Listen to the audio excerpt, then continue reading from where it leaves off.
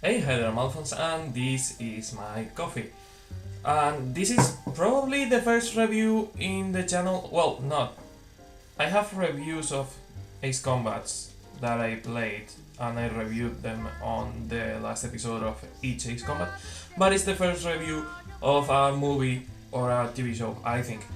Anyway, let's start with the video and some rules for the review. The first rule is that I'm not going to give the movie a score, because if I give the movie a score, I will have to enter on giving a score to each part of the movie, giving a score to the music, giving a score to everything, so I have a overall score, and then I will have to put each movie on a list based on the score it has. So I'm not going to give the movie a score, I'm just going to give my opinion on the movie.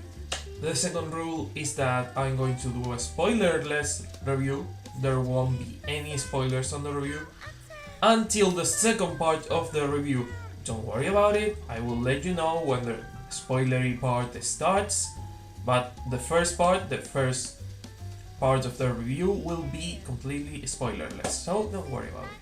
Last and most important rule is that this is just my opinion, so if you want to make your own opinion, go watch the movie and make your own opinion. And if you have your own opinion, you are welcome to put it down on the comment section down below. And please be mindful of spoilers, because I will delete any comments with spoilers, because if I'm making the effort of not spoiling the movie, it would be stupid for someone to go down in the comments and see a lot of spoilers. So please be mindful of spoilers, give your opinion, and we can talk about the movie. So let's get right into the review. Captain Marvel is an origins story, so as such it should be compared to other origin movies in the series like Iron Man, Thor, Guardians 1, Doctor Strange, not compared to something like Avengers Infinity War, because it wouldn't be fair. The pacing in this movie is really well thought out. It gives a space and time for each character to get character development, while also gives the person watching the movie some questions that need some answers, and that they will answer eventually, but you get the things right when they should come, not right straight away. You don't get all the answers in the beginning, you don't get all the questions in the beginning. You are getting questions and answers in a really well thought pace. Side characters in this movie get their fair share of attention, but it's done in a better way than how they did Spider-Man Homecoming, where the side characters were almost as important as Spider-Man, so that's a plus for this movie. The rhythm this movie has is perfectly aligned with some 90s jokes that I wasn't really expecting, but I love them. I have to admit that there were some jokes that felt a bit out of place, but because they stopped to explain the joke, and this could look like a mistake, but when I was watching the movie, there were 3 kids in front of me watching the same movie and laughing at the same jokes that I was laughing at. And we're talking about kids that were like maybe 6, 8, 10 years old. We're talking about people that never experienced the 90s, and they were able to laugh at the same jokes I was laughing at. So I think it's a really good thing that they stopped to explain some jokes, because they were thinking about people that never experienced that age. And I am a kid from the 90s. I don't know a lot of things from the 90s because I was born in the 94, so from 90 to 96 is pretty much a blur, because since I was born on the 94, I didn't experience 1990, 91, 92, 93, and I don't really have memories from 94 and 95, so yeah, it's a bit of a blur, but I get a lot of the 90s references, but people that were born after 2010, that is harder, so I'm glad that they stopped and explained some jokes. CGI was noticeable, but amazing as usual on the MCU movies, and on some scenes it was pretty impressive. I don't really have anything else to say about this topic.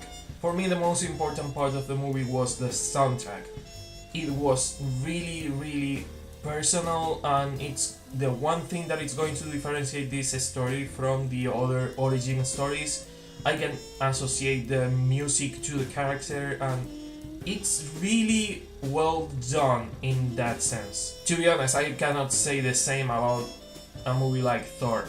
And it's not like I want to throw shit over other movies, it's just that I'm comparing it to the other origin movies. This one has a better soundtrack, this one has a soundtrack that I can associate to the character, unlike movies like Thor. For example, Iron Man has a soundtrack that you can associate to Iron Man, and if you hear AC/DC, you will associate AC/DC to Iron Man. But this one has her own soundtrack. You can associate the music on this movie to Captain Marvel. And I really, really hope that they don't do what they did with, for example, Wonder Woman. It's not the same team, it's not the same people, I know. It's not even the same company. But I really hope it doesn't happen what happened with Wonder Woman, where they made a really nice soundtrack, but they overused some of the themes. And when Wonder Woman was on the Justice League, they used her theme all the goddamn time, which is pretty annoying for someone like me. But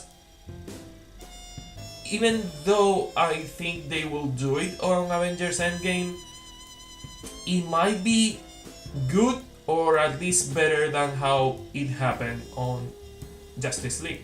Staying on the music, I gotta mention something. Every song, and I mean every single song, was handpicked to be perfect for the moment it was playing on the movie. The lyrics were super on point, and I gotta say, I loved hearing 90s music on a 90s movie.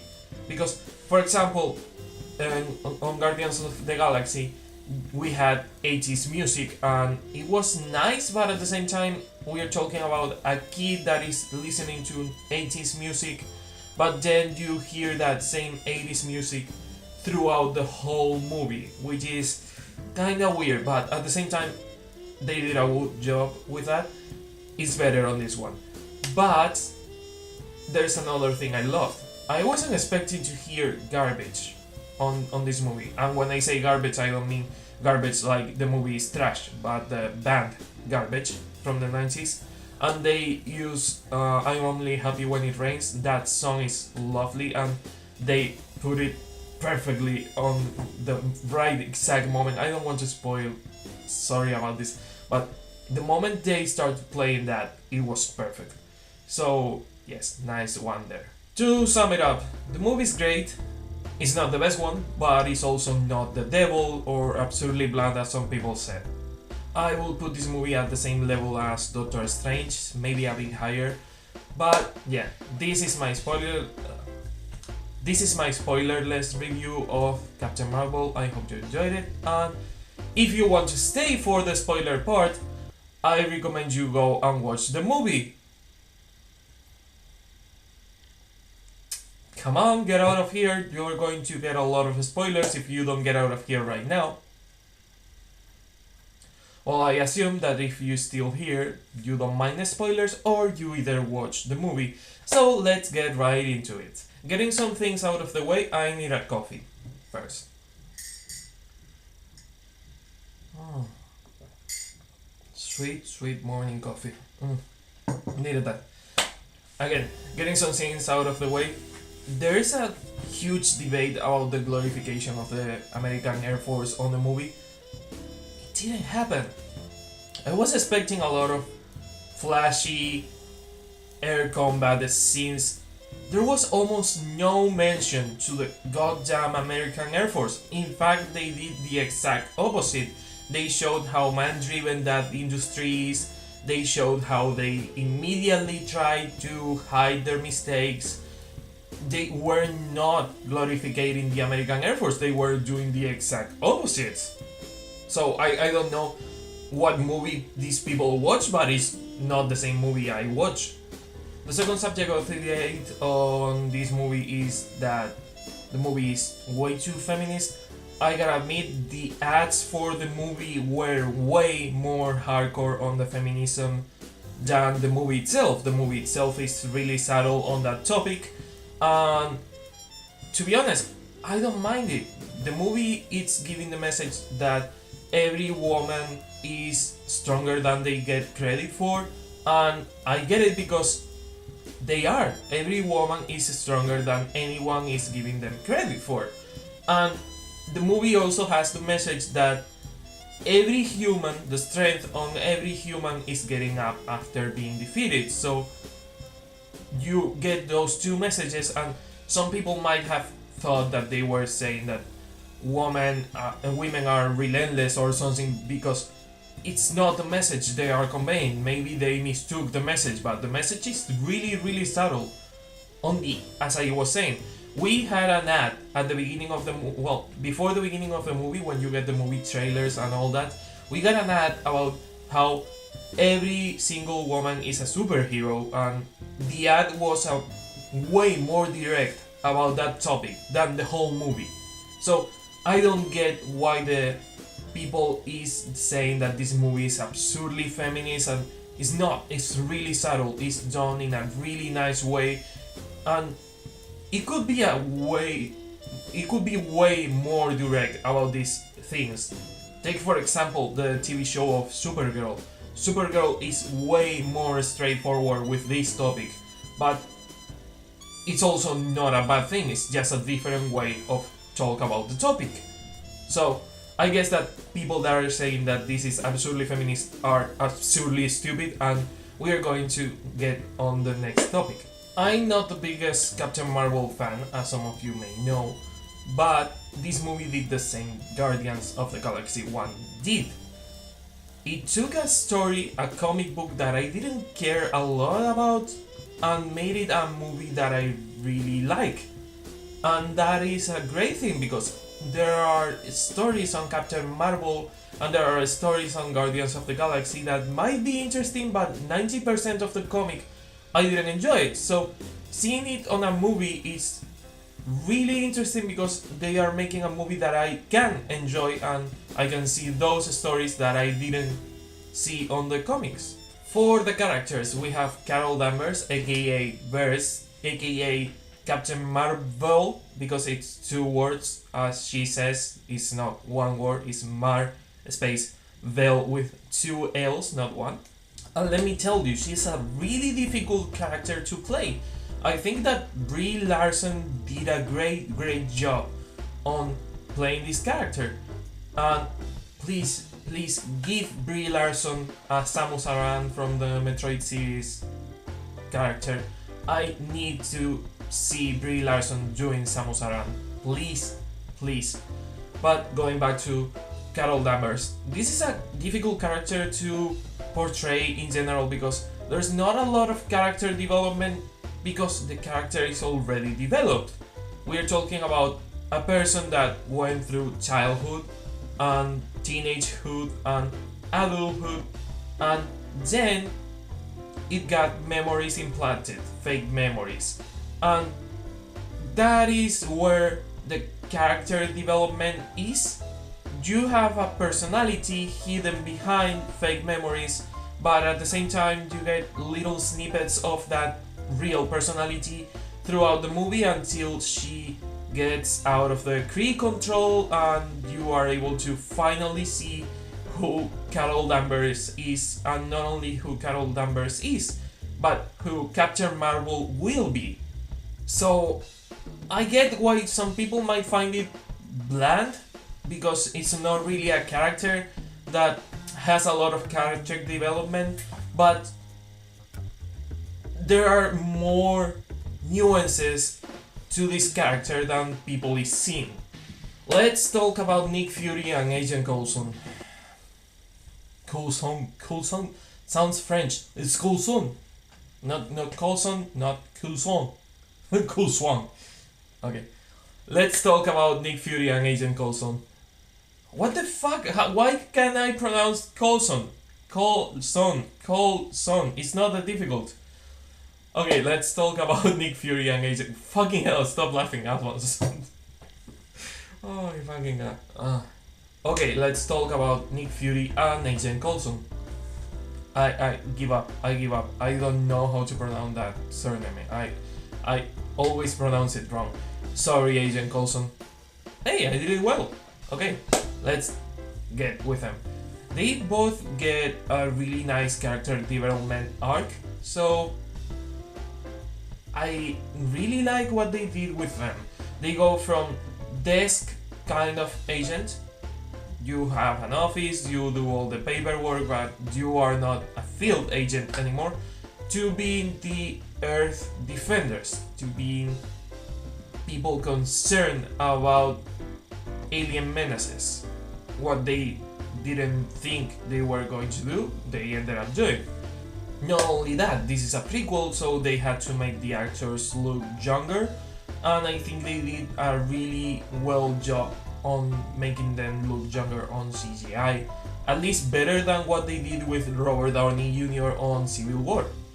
The scene about how Nick Fury lost his eye, it's really important, and I'm not going to spoil it, even though I'm on the spoilery part, but I'm not going to spoil that because that is really important and you have to watch it. It's great because it gives the character the notch of mysticism and secretism that made the character Nick Fury in the end, and it goes from being Nick Fury, well, it was Nicholas Jonathan Fury, I think it was the second name. It goes from being Nick Fury to being Director Fury, being the main head of S.H.I.E.L.D. And that is a really important part on the character development. I wish they did that, for example, for Black Widow, on why she is using the electric wristbands and all that, because that is another thing. It's as important as Nick Fury losing his eye, and they didn't even explain it, she's just using them. Coulson, aka the Rookie, shows us the admiration and loyalty he has for Fury on an exponential way, giving us finally a way to see how and why he talked about Nick Fury the way he did. And I think that is pretty much it about them. It's a nice origin story for them too. Goose is a good cat. Goose is just a good cat. In fact, according to the credits, Goose is 4 good cats in 1 good cat. So yeah, I'm not going to talk more about the cat, because some people for some fucking reason say that the best part of the movie is the cat. It's not. The cat is great, but it's not the best part of the movie. And if you think so, man, you gotta go check that out on a doctor or something, because saying that the cat is the best part of the movie, you gotta check that out, please, because you are completely fucked up on the brain or something. Maria Rambeau. Maria Rambeau is a character that I didn't know anything about, or at least I didn't remember that character from the comic books, because it's a character that I didn't really enjoy on the comics books. It was boring, it was bland, as some people said about Captain Marvel the movie, but I'm pretty sure that some people find Maria Rambeau on the comics interesting. I just didn't enjoy those stories when I read them. I have to do it again, because maybe now I will enjoy it more than when I was a kid. Anyway, Maria Rambeau is a really interesting character on the movie. They did the same as the movie did for me with the comic and with Guardians of the Galaxy. It took something I didn't care about and made it something cool, something I will remember. And let's talk about Maria Rambeau on the movie. She's not only an amazing mother, she's not only a supportive friend, she is a badass pilot, and she flies. Oh my god, the way she flies is fucking amazing.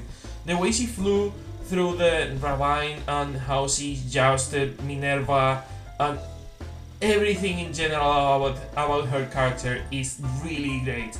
And it's exactly the kind of character that gives the protagonist more courage to be a hero, and is the kind of friend that the protagonist needs to see that they are greater than they think they are because the friend that they have is telling them that you are a hero, you are better than you think you are, is that kind of character, but not only a supportive role for the main protagonist, is also her own character, which is amazing. They did a great job on that.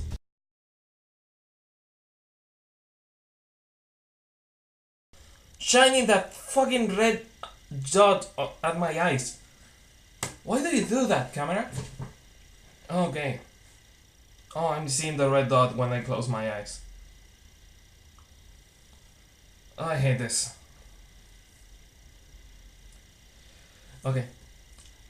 Talos is a character that I wasn't expecting to see on such depth because when they talk about the Skrulls on TV shows or movies, they don't depict them as people. They depict the Skrulls as shape-shifting evil generic guys and that one Skrull that copied the powers of the Fantastic Four, so it's nice to finally see someone depicting the Skrulls as people, as refugees, as what they are. And maybe they are describing the Skrulls like they were described in the comics, not like they've been described on TV shows, etc. up until now. John Rock or Jan Rock, I don't know how to pronounce that fucking Kree name, is the Kree master of Carol Danvers, and is a character that I don't give a fuck about. It's a character that I don't really remember from the comics, but as most of the characters of Captain Marvel, since I didn't enjoy the comic, I don't remember most of the characters, but I have to say that Jude Law did a great job making us believe that he was on Carol Danvers' side all the time and that he was helping her, and then turning into the definitive asshole on 1 second, the moment he knows that Carol Danvers knows the truth. The mask is gone, he just is another Kree.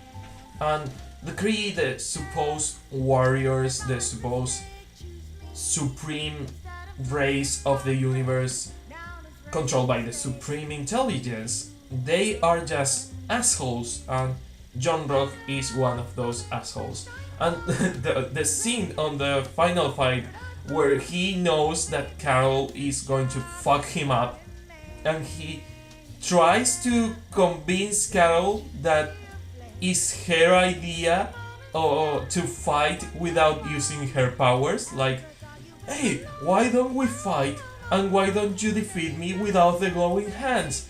Let's fight one-on-one. It's like the usual coward fucking move of, I know you are going to kick my ass, why don't you tie one hand to your back and we fight without your advantage? And she just blasts him away. That was fucking brilliant. That was really well acted and I loved it. And the final one is Ronan. Ronan, as you may know him from Guardians of the Galaxy, is exactly the same asshole as he was on Guardians of the Galaxy. And I love that they put a scene where he says, "No, we will be back." And the lackey says, "For the weapon? No, for the woman." And it's like, no, Ronan, you're not coming back, buddy. You are not coming back. Someone fucking killed you on a dance duel, on a dance battle. So you're not coming back. I don't think you're pretty dead. You are dead. You are like really dead. You are beyond saving dead. You're dead. You're not coming back. And that's pretty much it for the review. I know it's not the best review. I'm not really good at reviewing. I've not done it a lot of times, but I hope you at least enjoyed it, and I hope I will see you on the next video. So until then, see ya!